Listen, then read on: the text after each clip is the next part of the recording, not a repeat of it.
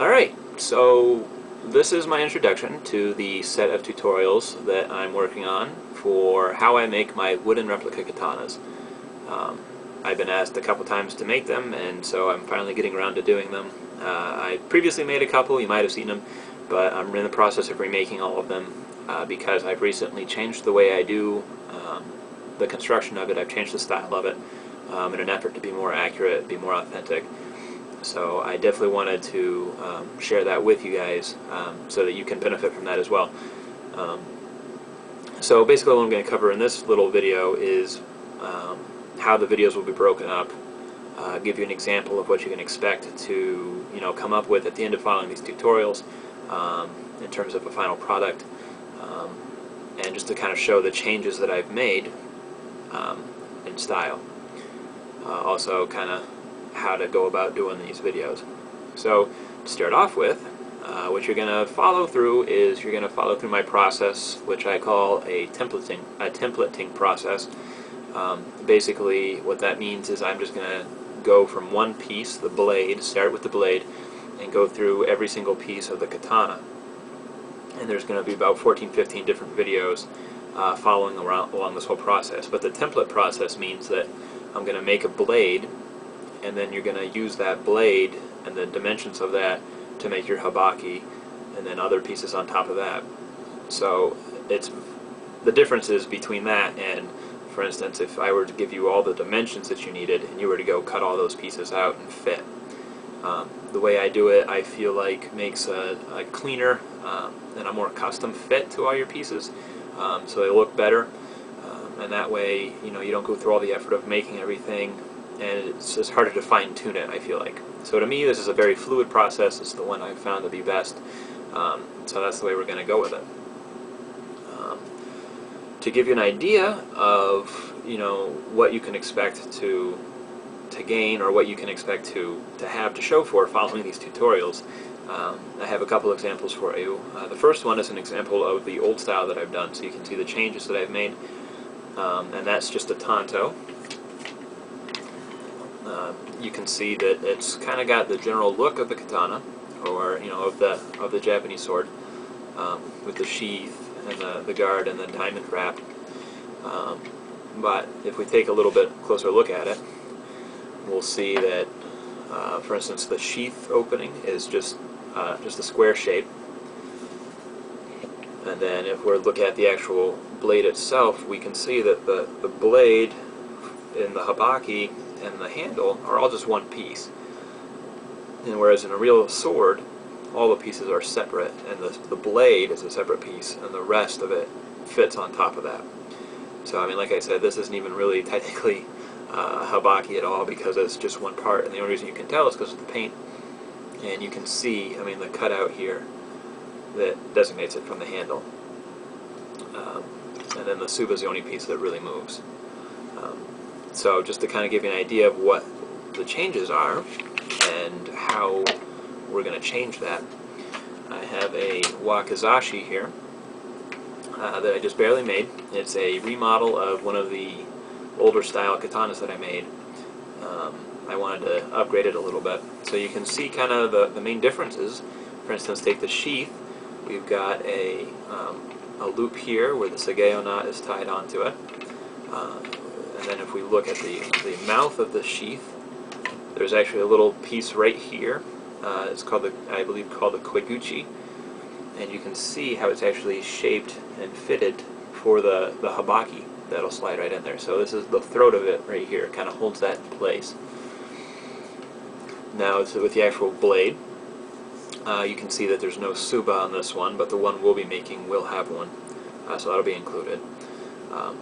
You can see the bohai, or blood groove, that's been carved in there.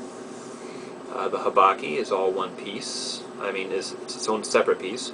And then you can see there's a little collar piece here, and the end cap as well. So, as I said, the main big thing that I was trying to achieve with this was to make all the pieces separate, and so that they could come apart, which was kind of a big change from what I was working with. So, just to give you, a little show and tell,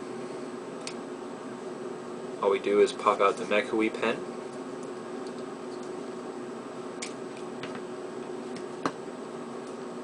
you can see the hole where it was. And then from there, we can just give this a nice little tug, and you can see it slides right off with all of this intact. And then you can see the tang of the blade right here. And then this too comes off, and you have little separate pieces like this, and they all slide on and slide back off. So you can disassemble the whole thing and reassemble it. And in that way, being much more authentic than the way I had it. So just slide it back up there.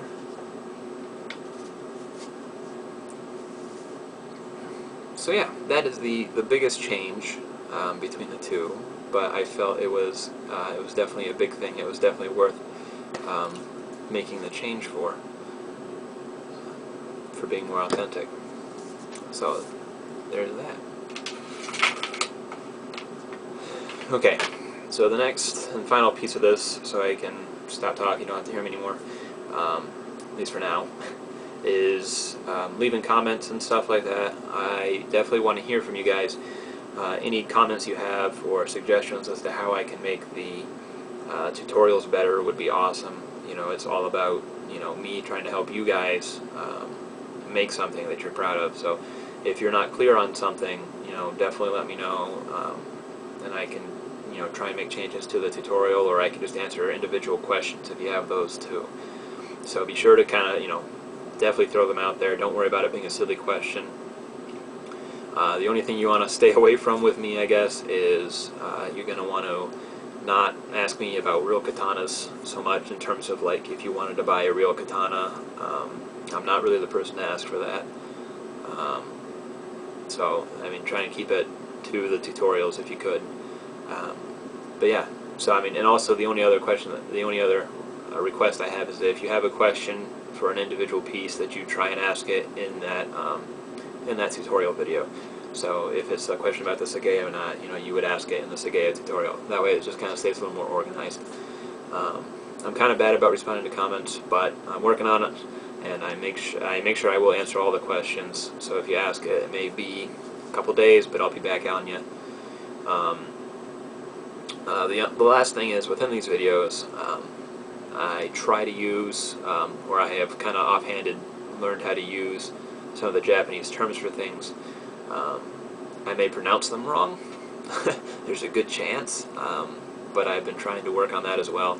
So if I pronounce them, if I butcher the language, go ahead and let me know, but I'm not trying to be mean, or just, you know, be a disgrace there. So, and if you're unclear about the translation between the Japanese term and the English term, you can go ahead and ask the question as well.